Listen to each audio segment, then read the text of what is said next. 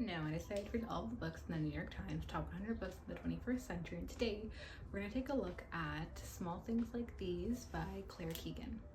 So this novel is actually dedicated to the victims of the Magdalene laundries, which was a time in Ireland where the Catholic Church would house women who were kicked out of their families, usually because of sexual activity or because they were pregnant, and they were forced into churches and religious institutions to perform laundry duties and other forms of manual labor. So in this novel we follow Bill Furlong, and Bill is your classic working man. This is 1985. He owns a coal and mining company, and he goes to work and comes home and provides for his family. He's married and he has daughters of his own. During this time in Ireland, things are quite hard. People are quite impoverished, and a lot of folks are immigrating to London, to America, and really escaping the lack of opportunity in Ireland at the time.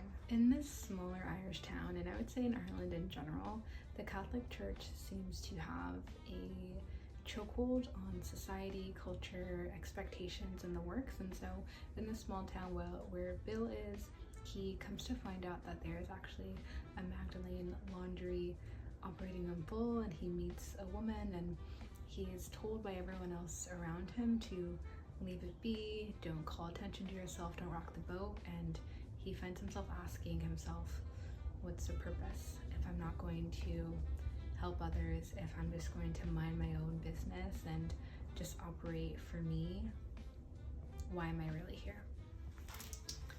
I found myself really in awe of Bill. I think folks who are in the day-to-day grind sometimes lose track of why they're grinding, and I think the way that he was able to pause and look around him and do the hard thing was really beautiful. Claire also paints this picture that is, the imagery is beautifully strong and really illustrious in a way that I found myself sucked in completely. One of my favorite parts of the book, where Bill is again having these bigger conversations with himself, where he's pausing and reflecting, happens quite early on in the novel on page 36. So out of the blue, he remembered a job he'd done in the mushroom factory one summer when he was off from a technical school.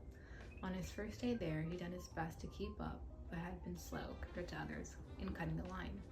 When he'd reached its end, he was sweating and had paused to look back down the line to the point where he started, and saw there the young mushrooms already starting to push through the compost again, and his heart had fallen, knowing the same would happen all over again, day after day, for the whole summer. All in all, I would give this novel a very strong 10.